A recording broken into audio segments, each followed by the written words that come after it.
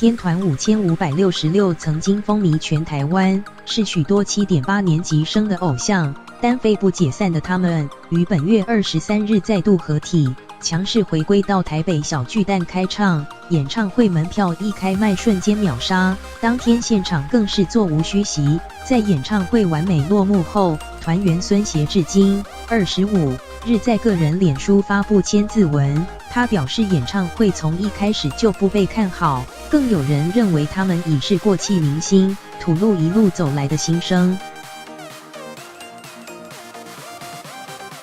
艺人孙协志在5566合体公蛋后在脸书发文，他坦言尽管他们在一开始不被看好，很多人觉得他们过气，也有人认为喜欢56是小朋友才会做的事，但他们并没有因此退缩，反而将这些负面能量转化为动力，促使他们不断前进。他说这场演唱会并不是为了要证明什么，而是在完成一个非常重要的回忆、经典和人生记录。在这场演唱会中投入的用心跟诚意，相信当天在现场的粉丝都能感受得到。